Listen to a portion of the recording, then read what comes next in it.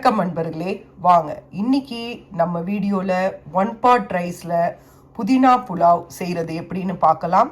இதுக்கு நான் 6 காம்பு இருக்கிற அளவுக்கு உள்ள புதினாவை உருவி வச்சிருக்கேன். அதுல 1/4 துண்டு இஞ்சி வச்சிருக்கேன், 3 பச்சை மிளகாய். இதுல நாம வேற எந்த காரமும் சேர்க்க போறது கிடையாது. அப்புறம் 1 டேபிள் ஸ்பூன் தயிர். இதுல 1 கியூப் ஐஸ் போட்டுக்கோங்க. அடுத்து 1 டேபிள் ஸ்பூன் தயிர் விட்டுக்கோங்க. அதுக்கப்புறம் 1/4 ஸ்பூன் அளவு லெமன் போட்டுக்கோங்க. இதில் ஒரு 1/4 ஸ்பூன் அளவுக்கு லெமன் விட்டுக்கோங்க. என்னோட லெமன் ரொம்ப ஃப்ரீஸ் ஆயிடுச்சு, லெமன் ஜூஸு, அதனால தான். நான் 1/2 கப் அரிசி தாங்க எடுத்திருக்கேன், அதனால் நீங்கள் 1/2 ஸ்பூன் அளவுக்கு லெமன் விட்டுக்கோங்க. இப்போ இதை நாம் ஃபைன் பேஸ்ட்டாக அரைச்சி கொண்டு வந்துடலாம். ஒரு பேனில் 1 டேபிள் ஸ்பூன் நெய் எடுத்துக்கோங்க. 1 டேபிள் ஸ்பூன் சாதாரண எண்ணெய், சன்ஃப்ளவர் ஆயிலோ அந்த எண்ணெய் எடுத்துக்கோங்க. இது நல்லா காஞ்சதும் நாம் ஒரு பே லீஃப், 2 லவங்கம், கொஞ்சம் சோம்பு, ஒரு 4லேருந்து 5 மிளகு, கொஞ்சம் ஏலக்காய், இதை நாம் அது எண்ணெய் காஞ்சதும் போட்டுடலாம். அதுக்கு பிறகு நறுக்கி வச்ச ஒரு மீடியம் சைஸ் வெங்காயத்தை போட்டு நல்லா வதக்கி விடுவோம். இது பொரிஞ்சிடுச்சிங்க. இப்போ நாம் நறுக்கி வச்ச வெங்காயத்தை சேர்த்துடலாம். வெங்காயம் நல்லா வதங்கிட்டோங்க. அதுக்குள்ளே நீங்கள் அரிசியை எவ்வளோ வேணுமோ போட்டுக்கோங்க. நான் 1/2 கப் போட்டிருக்கேன். 1/2 கப்புக்கு 1 கப் தண்ணி விட போகிறேன், சுடு தண்ணி விட போகிறேன். அதனால் நீங்கள் உங்களுக்கு எவ்வளோ வேணுமோ போட்டுக்கோங்க.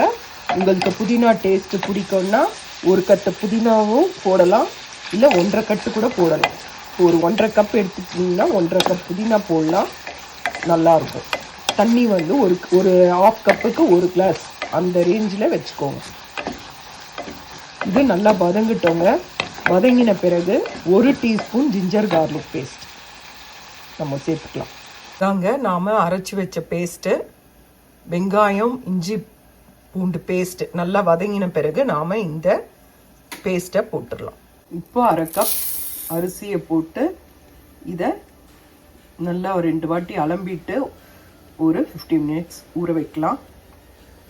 பாருங்கள், வெங்காயமும் இஞ்சி பூண்டு பேஸ்ட்டு நல்லா வதங்கின பிறகு நாம் அரைச்சி வச்ச பேஸ்ட்டு இதில் சேர்த்துடலாம். இதனோட பச்சை வாசனை போகிற வரைக்கும் இதை நல்லா வதக்கி விடுங்க. அதுக்கப்புறம் நாம் ஊற வச்சிருக்க அரிசியை இதில் சேர்த்துடலாம். நான் 1/2 கப் அரிசி எடுத்திருக்கேன். நான் குக்கரில் போடுறதுனால 3/4 கப் தண்ணி நல்லா கொதிக்க சூடு பண்ணி நாம் இதில் விடலாம். இப்போ இது பச்சை வாசனை போகிற வரைக்கும் இது கலரி விடலாம். இப்போது இதில் ஒரு 1/4 டீஸ்பூன் மஞ்சள் பொடி சேர்த்துக்கோங்க. தேவையான அளவு உப்பு சேர்த்துக்கோங்க. சேர்த்துட்டு நல்லா கலந்து விட்ட பிறகு நாம் இதில் அரிசியை சேர்த்துடலாம். இப்போ இதில் 1/4 டீஸ்பூன் மஞ்சள் பொடி, 1/2 டீஸ்பூன் ஜீரா பவுடர், தேவையான அளவு உப்பு சேர்த்து ஜீரா பவுடரும் சேர்த்துக்கோங்க. தேவையான அளவு உப்பு சேர்த்துட்டு நல்லா இதை வதக்கி விடுங்க. வதங்கின பிறகு நாம் அரிசியை இதில் சேர்த்துடலாம்.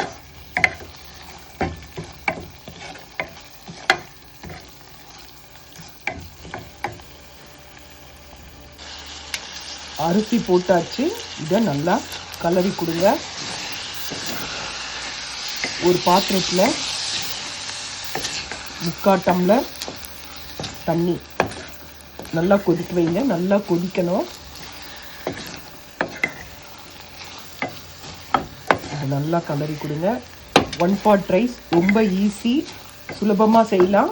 லஞ்ச் பாக்ஸ் ரெசிபியாகவும் பசங்களுக்கு கட்டி கொடுக்கலாம், பெரியவங்களுக்கும் அதை கொடுத்து அனுப்பலாம். இதுக்கு ஒரு பொட்டேட்டோ ஃப்ரை இல்லைன்னா சிப்ஸ் வச்சு சாப்பிட்டிங்கன்னா ரொம்ப அருமையாக இருக்கும். அவ்வளோதாங்க. இப்போ தண்ணி கொதித்தோடனே நாம் இதில் விட்டுடலாம். நல்லா கலந்து கொடுத்தாச்சு, அவ்வளோதான்.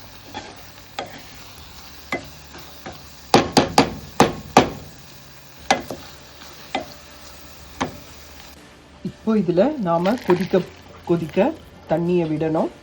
விட்டு இதை நல்லா கலந்து கொடுத்துட்டு குக்கர் தட்டை போட்டு மூடி வச்சுடுங்க. நல்லா கலரி விட்டுட்டு தட்டை போட்டு மூடி வச்சுடுங்க. வெயிட் போட்டுருங்க. 2 விசில் வந்தோடனே நாம் இதை எடுக்கலாம். இப்போ நீங்கள் உப்பு டேஸ்ட் பார்த்துக்கோங்க. மீடியம் ஃப்ளேமில் வச்சுட்டு வெயிட் போட்டுருங்க. ஒரு 2 விசில் வந்தோன்னே பார்க்கலாம். குக்கர்லேருந்து 2 விசில் வந்தாச்சுங்க. விசில் எடுத்ததும் ஆறினோடனே கலந்து கொடுங்க. 1 pot ரைஸ் ரெடி. நல்லா ஆறினோடனே நல்லா உங்களுக்கு உதிரியாக வந்துடும். செஞ்சு பாருங்கள். நல்லா ரெடியாக ஆயிடுச்சு. செஞ்சு பாருங்கள். ஈஸியான ரெசிபி தான். ரொம்ப சீக்கிரத்தில் முடிச்சிடலாம். உங்களுக்கு நிறைய வேணுனாலும் போட்டு செய்யலாம். 1 pot ரைஸ் புதினா புலாவ். நான் ஃபுல்லாக கலரிட்டேன். நல்லா கமன்னு நல்ல வாசனையாக இருக்குங்க. செஞ்சு பாருங்கள். நீங்கள் இது கூட ஒரு ரைத்தா வச்சு சாப்பிட்டிங்கன்னா ரொம்ப அருமையாக இருக்கும். டேஸ்ட்டு ரொம்ப அருமையாக இருக்குங்க. இது செஞ்சு பாருங்கள். இதை சுட சுட செஞ்சு சாப்பிட்டு பாருங்கள். ரொம்ப அருமையாக இருக்கும்.